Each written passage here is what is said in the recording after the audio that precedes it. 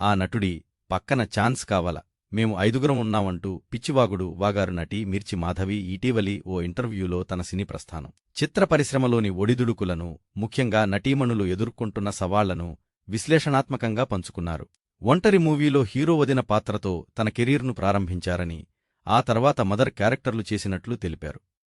బుల్లితెర ప్రేక్షకులకు సుపరిచితమైన నటి మిర్చి మాధవి ఎన్నో సినిమాల్లో చిన్న చిన్న పాత్రలు, కీలక పాత్రలు చేసి మెప్పించారు ఆమె. మొన్నటి వరకు సినిమాల్లో ఆకట్టుకున్న ఆమె ఇప్పుడు సీరియల్స్లో నటిస్తున్నారు. కాగా మాధవి ఓ ఇంటర్వ్యూలో సినీ పరిశ్రమలోని చీకటి కోణాలపై సంచలన వ్యాఖ్యలు చేశారు.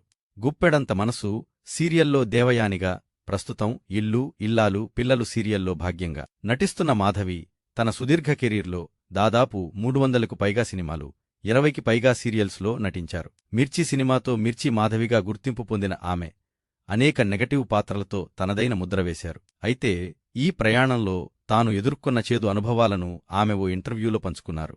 ఆఫర్ల విషయంలో వయస్సు, శరీర ఆకృతి ఆధారంగా వివక్ష చూపడంపై మాధవి ఆవేదన వ్యక్తం చేశారు. ఏజ్ ఎక్కువ అని, లావు అని కామెంట్లు చేయడం మామూలేనని, కాని చిన్న వయస్సులో సన్నగా ఉన్నప్పుడు ఆఫర్లు ఎందుకివ్వలేదని ఆమె ప్రశ్నించారు. హీరోయిన్ తల్లి పాత్రకు హీరోయిన్లా సన్నగా, అందంగా ఉండాలని ఆశించడం కరెక్ట్ కాదు.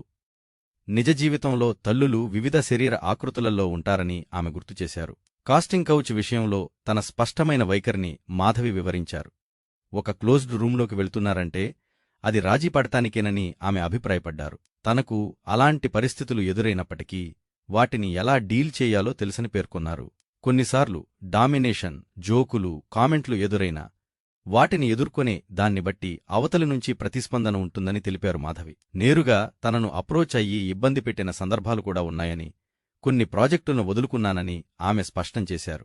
సుమారు 12 ఏళ్ల క్రితం జరిగిన ఒక సంఘటనను మాధవి వెల్లడించారు. ఒక డైరెక్టర్ ఇంటికి వచ్చి మాట్లాడతానని చెప్పి ఆమె ఇంట్లో కుటుంబ సభ్యులు ఉన్నప్పటికీ దుస్తులు మార్చి నడవమని కోరాడట. మొదట పంజాబీ డ్రెస్సులో, తర్వాత కాటన్ చీరలో, ఆపై సింథటిక్ చీరలో రమ్మని చెప్పి చివరికి ఆమె నడుమును చూపించమని అసభ్యకరంగా అడిగాడని తెలిపారు. వెంటనే ఆ డైరెక్టర్ను చెప్పుతో కొడతానని హెచ్చరించి బయటకు గెంటేశానని మాధవి ధైర్యంగా అన్నారు. అలాగే 100% లవ్ సినిమా తర్వాత భాస్కర్ అనే వ్యక్తి ప్రకాష్ రాజ్ పక్కన భార్య పాత్ర ఆఫర్ చేశాడని, అయితే ఆ పాత్ర కావాలంటే మేము 5గురం ఉంటాం, రాజీ పడితే ఆ రోల్ ఇస్తాం అని అడిగాడని మాధవి తెలిపారు. తాను అలాంటిదాన్ని కాదని, అలా అయితే అప్పుడే డబ్బు సంపాదించుకునేదాన్ని అని చెప్పి ఆ ఆఫర్ను తిరస్కరించినట్లు తెలిపారు. ఈ కామెంట్స్ ఇప్పుడు వైరల్గా మారాయి.